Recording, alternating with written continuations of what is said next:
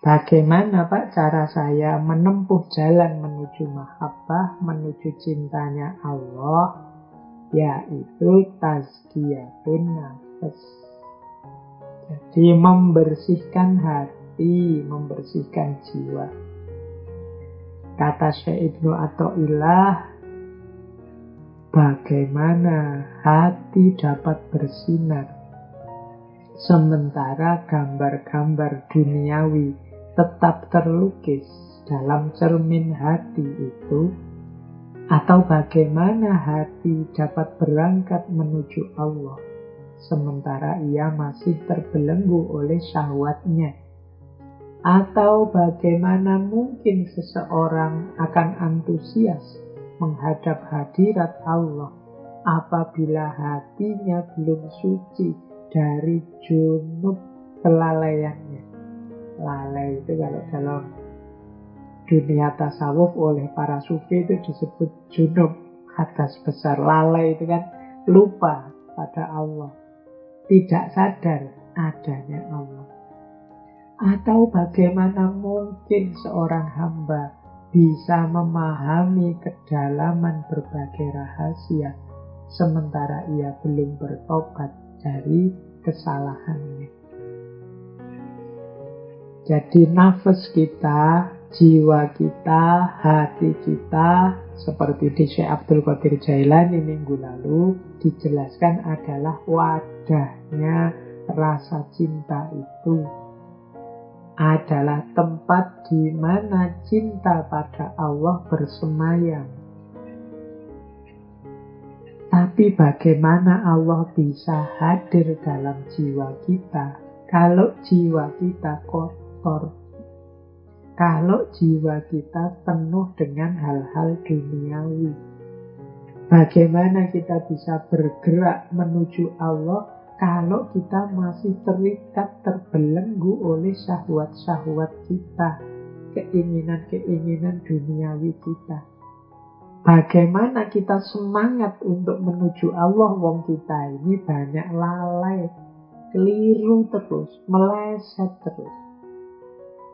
Bagaimana kita bisa mencapai makrifat kalau kita sendiri tahu kita ini salah, belum total menomorsatukan Allah, tapi tidak tobat-tobat? Teman-teman ini kan kayak saya, dosanya oke, sering melakukan salah-salah, keliru-keliru, yakin dan sadar. Tapi disuruh tobat yang beneran itu ragu-ragu. Istighfar sih kita itu, tapi kalau ditanya total bener nggak ngulang itu kita masih maju mundur. Nah ini menunjukkan kita tidak terlalu serius. Lawang tidak serius gitu kok ingin makrifat, kok ingin mencapai mahabbah, kok ingin jiwanya jernih. Tidak bisa kayak di Syekh Abdul Qadir Jailani kemarin lah, kalau wadahnya kotor, cerminnya kotor, sebagus apapun gambar tidak terlihat.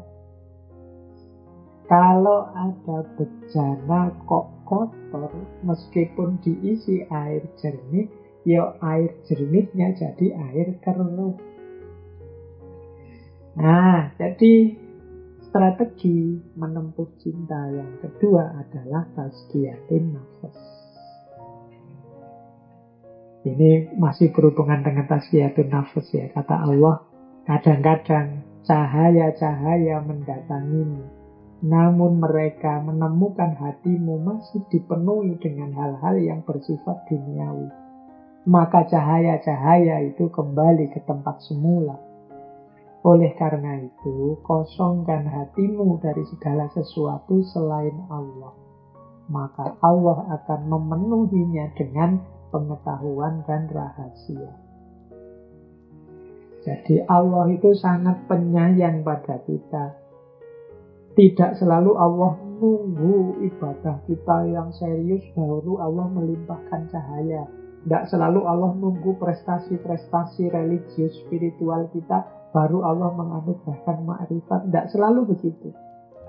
Kadang-kadang Allah itu menganugerahkan cahaya. Mungkin pada orang yang dia selama ini banyak dosa, tiba-tiba dilimpahi oleh Allah cahaya. Kita juga mungkin masih banyak dosa, mungkin saja dilimpahi oleh Allah cahaya. Makanya yuk kita bersihkan terus jiwa kita. Siapa tahu tiba-tiba kita dilimpahi Allah cahaya. Banyak orang yang mungkin dilimpahi oleh Allah cahaya, tapi dia tidak tahu karena hatinya masih penuh dan sibuk dengan hal-hal duniawi yang selain Allah. Ya kalau kamu sibuknya di situ, ya hadirnya cahaya ilahiyah itu ya tidak ada gunanya. Cahayanya balik lagi, wong kamu cuekin. Kamu sibuk dengan hal lain yang bukan Allah. Akhirnya kata Syekh Ibnu Athaillah, ya cahaya itu kembali ke tempat semula. Oleh karena itu, ya tazkiyatun nafas, kosongkan hati dari segala sesuatu selain Allah. Yuk, kita lanjut. Nah, sekarang jalan cinta selanjutnya. Kata Syekh Ibnu Athaillah, yuk mari sadari makom kita. Ya kita ini, kan saya bilang tadi ada makom-makom yang kita dati, yang puncaknya mahabbah. Ya mungkin kita ini sedang di perjalanan makom-makom itu. Tadi makom 10, 9 tadi dari taubat sampai mahabbah. Mungkin kita ada di salah satu terminalnya. Atau jangan-jangan kita masih belum menginjak salah satu tangga itu pun.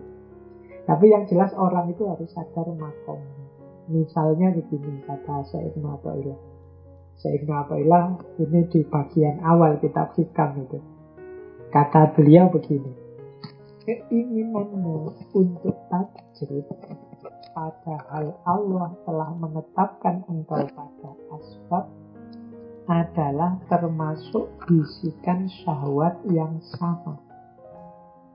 Sebaliknya, keinginanmu untuk melakukan asbab padahal Allah telah menempatkanmu pada kedudukan tajrid adalah satu kemerosotan dari himmah yang luhur.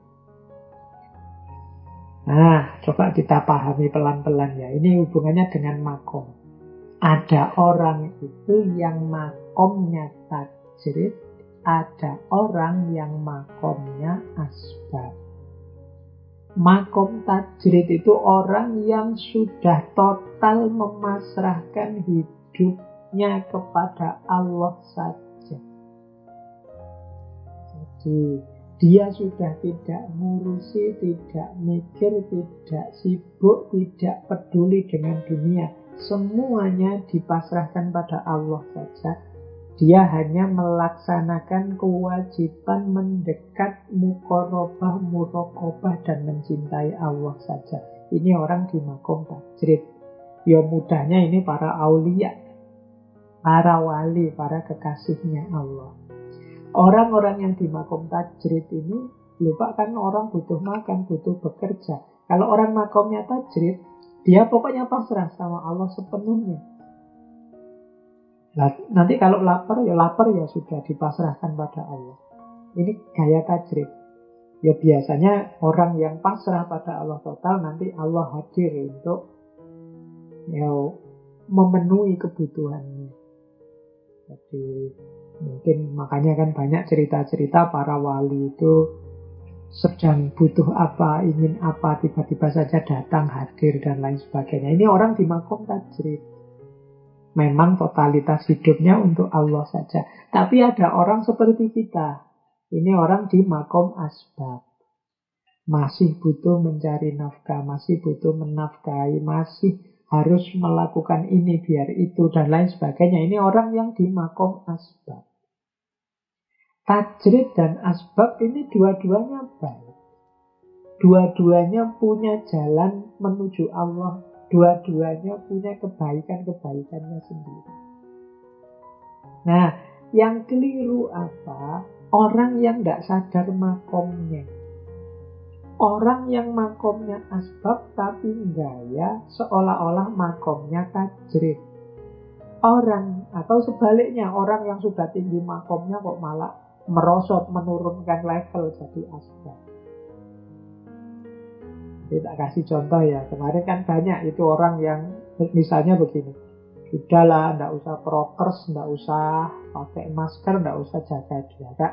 Pasrah saja pada Allah. Kalau Allah memberi sakit, ya biar saja sakit. Kalau Allah tuh, kita bisa ngomong begini, itu harusnya makom kita sudah tajrid.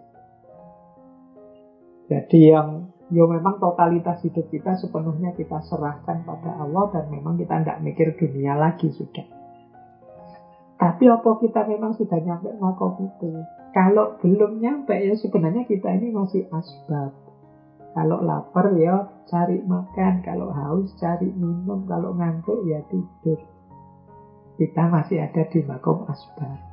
Jadi orang di makom asbab itu ya bekerja, mencari rizki, nanti kemudian mentasarufkan rizki dan lain sebagainya. Kita masih di makom asbab. Nah, tidak kok sejak awal sudah bilang, sudahlah pasrahkan saja pada Allah. Nanti kan kalau saya ditakdir dapat kerjaan, ya dapat kerjaan. Bahwa saya terserah saja semuanya pada Allah. Tidak begitu. Kita ini orang di makom asbab masih kan. Jadi masih belum pantas ngomong seperti orang yang makomnya tajrid, seperti para wali. Jadi kita masih terkena hukum sebab akibat. Jadi orang yang masih di makom asbab kok gayanya kayak orang di makom tajrid, itu namanya syahwat. Sebaliknya, orang yang sudah tajrid kok kemudian menyibukkan diri dengan dunia seperti orang di makom asbab, itu namanya merosot. Jadi yuk teman-teman disadari makomnya ya, meskipun saya tahu sebagian besar yang ikut ngaji ini kan makomnya asbab. Saya tidak tahu kalau ada 1-2 yang sudah wali, aku ya nggak ngerti. Ini ya secara umum mungkin asbab ya. Jadi diikhtiari, ditawakali, seperti makom-makom yang dijelaskan tadi. Setelah tawakal, terus nanti akan muncul mahabbah. Jadi kalau sudah mahabbah, nanti buahnya makrifat.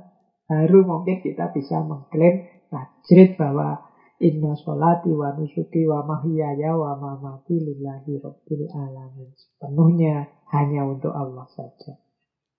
Jadi jalan cinta juga sadari makom kita. Kita mencintai Allah sesuai kapasitas, kemampuan, dan kedudukan atau makom kita. Jadi tidak kok, wah saya mau ninggalkan dunia sepenuhnya, hidup di hutan untuk Allah saja. Nah, itu tidak sadar makom. Apa ya bisa, wong yo disuruh sholat 5 waktu aja masih bolong-bolong, sekarang mau uzlah menjauh dari enggak lah. Kita belum nyampe ke sana. Yuk disadari saja kita masih di makom asbab. Bukan jelek. Setiap makom ada rumus kebaikannya sendiri-sendiri. Baik, kita lanjutkan.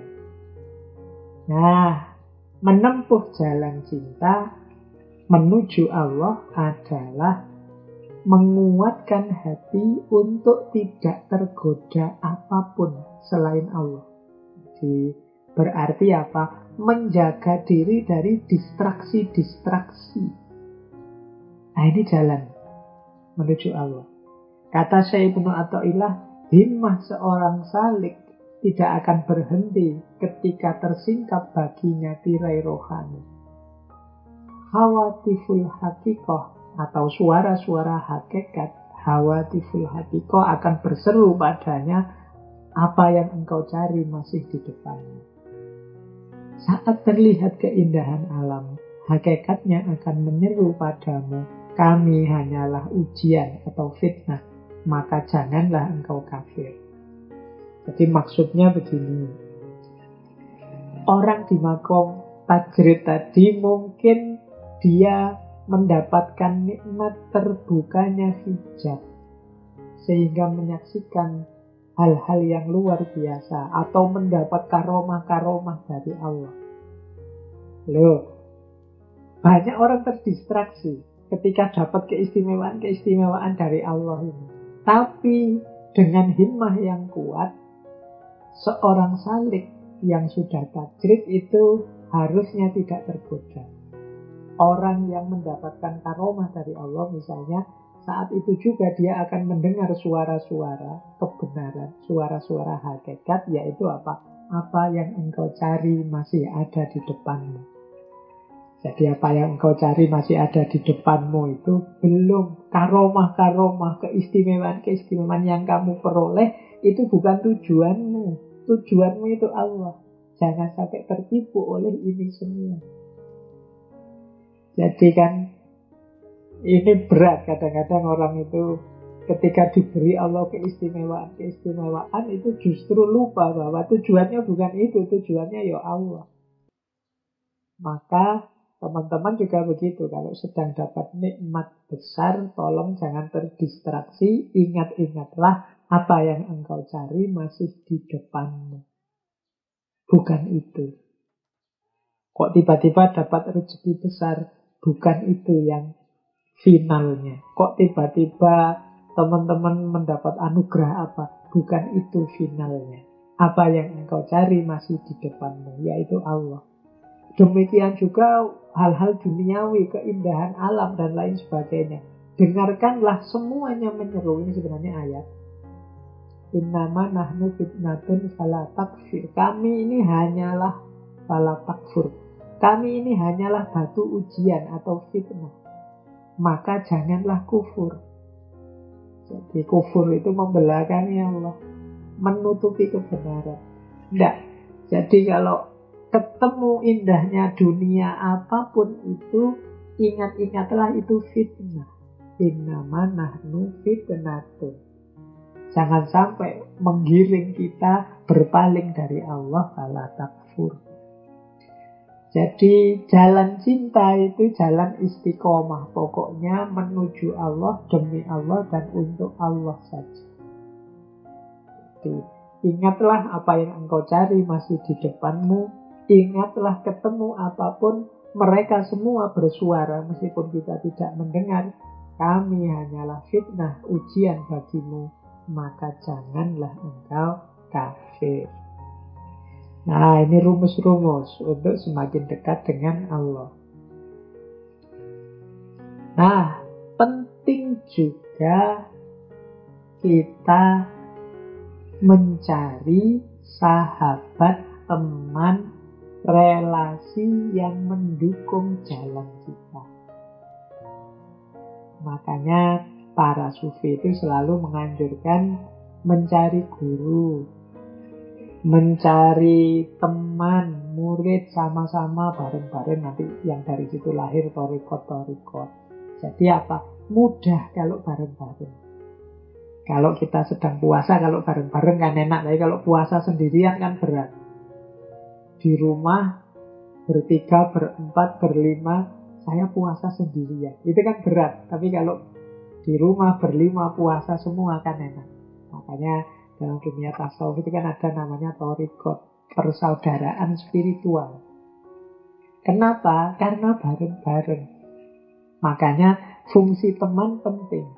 Janganlah engkau bersahabat dengan orang yang keadaannya tidak membangkitkan semangatmu dan pembicaraannya tidak membimbing ke jalan Allah. Jadi, kalau Pak teman saya kayak gitu semua ya Pak, semua isinya pokoknya dunia kabeh, nggak ada yang mendekat pada Allah, dikurangi, dibatasi. Kuatirnya tadi menurunkan makom kita, menurunkan level kita. Boleh jadi engkau berbuat buruk, tetapi tampak olehmu sebagai kebaikan lantaran engkau bersahabat dengan orang yang tingkah lakunya lebih buruk darimu. Jadi kalau kalian misalnya mudahnya perampok besar melihat copet kecil, itu kan bagimu, kalau ada copet itu Allah biasa, itu apa, itu masih lumayan lah daripada saya. Itu kan yang besar.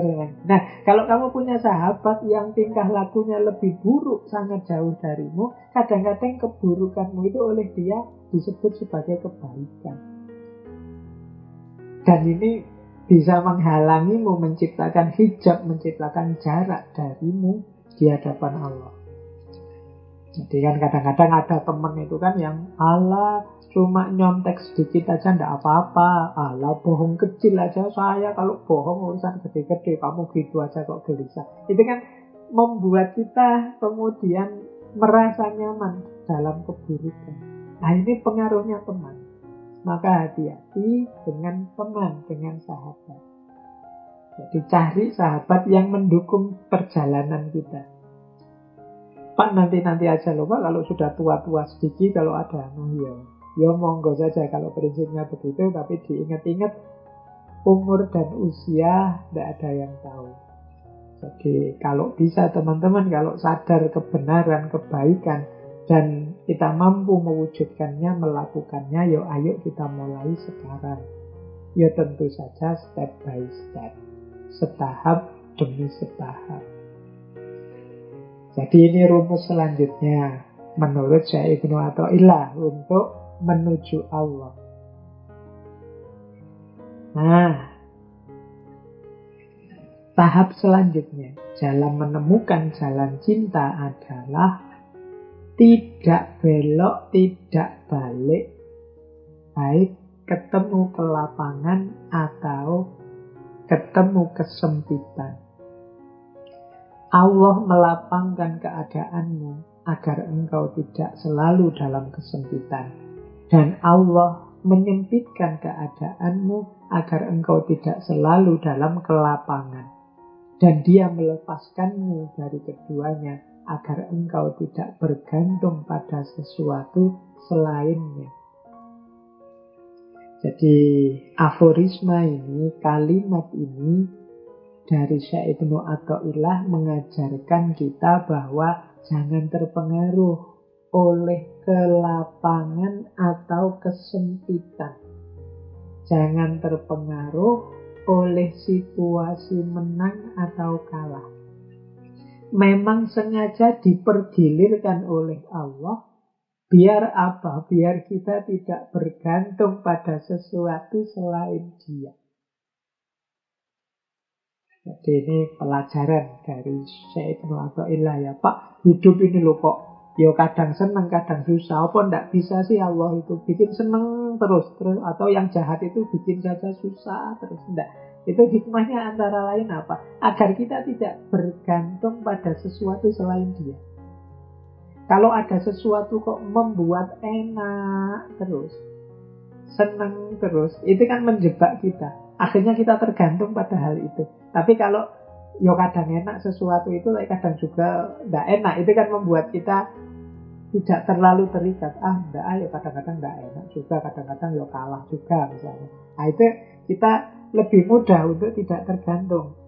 Tapi kalau kita hidup kita ini enak terus, nyaman terus, itu sulit kita tidak tergantung.